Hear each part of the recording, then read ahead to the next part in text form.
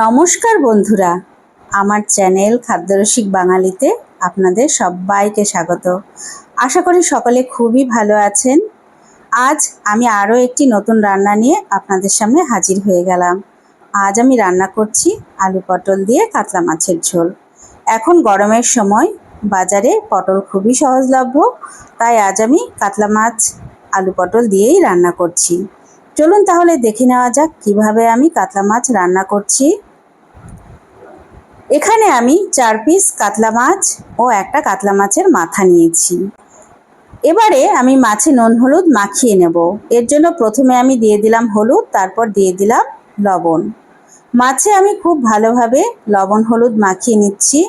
লবণ হলুদ মাখিয়ে আমি মাছ একপাশে রেখে দিলাম। এরপর একটা মিক্সিং জার নিয়ে নিলাম। তারপর আমি এর মধ্যে দিয়ে দিলাম টমেটো, 1 ইঞ্চি পরিমাণ আদা, 7-8টা কাঁচা লঙ্কা ও 2টো পেঁয়াজ।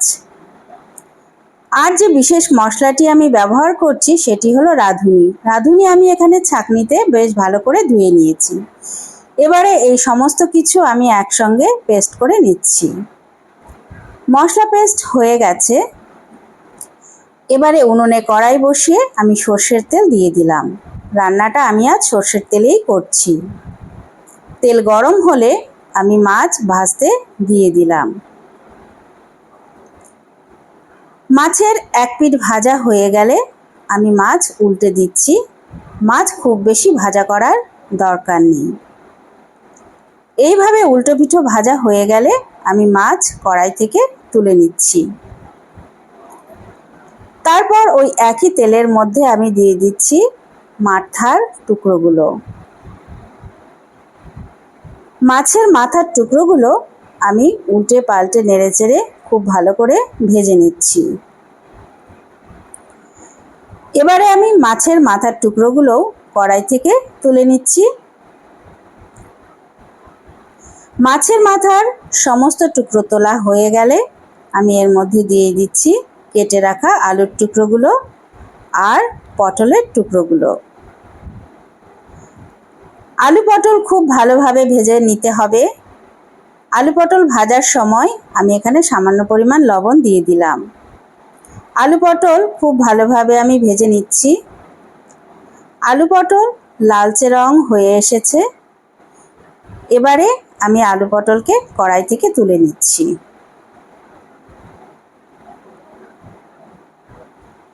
খেয়াল রাখতে হবে আলু পটল যেন খুব ভালোভাবে ভাজা হয়।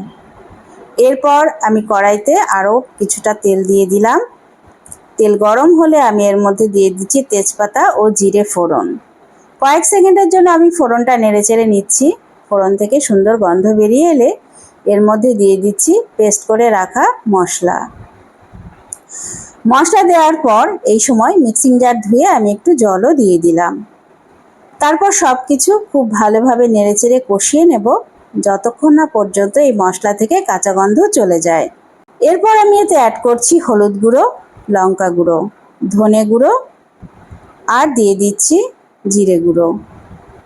এবারে গুঁড়ো মশলা দেওয়ার পর সমস্ত কিছু আমি একসঙ্গে খুব ভালোভাবে নেড়েচেড়ে মিশিয়ে নিচ্ছি।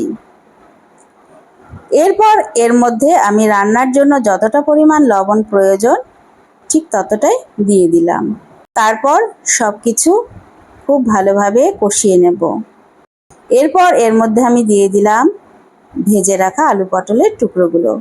আলু পটলের টুকরোগুলো দেওয়ার পর আমি খুব ভালোভাবে নেড়েচেড়ে কষিয়ে নিচ্ছি।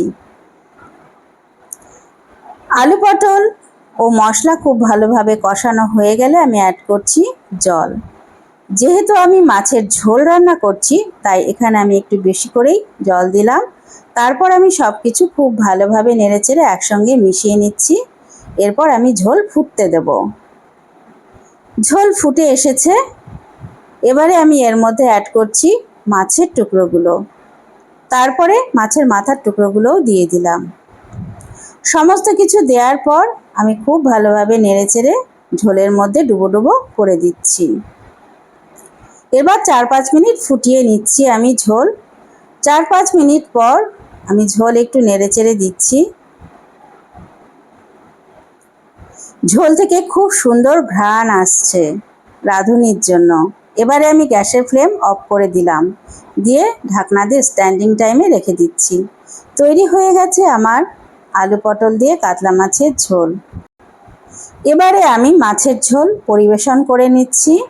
এইভাবে রাঁধুনি বাটা ও আলু পটল দিয়ে কাতলা মাছের ঝোল আপনারা বাড়িতে রান্না করে খেয়ে দেখবেন, খেতে কিন্তু অসাধারণ লাগবে। আমার এই রেসিপিটি যদি আপনাদের ভালো লাগে আমাকে কমেন্ট করে জানাবেন। আপনাদের একটা কমেন্ট আমাকে কাজ করার উৎসাহ যোগায়। লাইক ও শেয়ার করবেন, আর প্লিজ আমার এই চ্যানেলটিকে সাবস্ক্রাইব করবেন।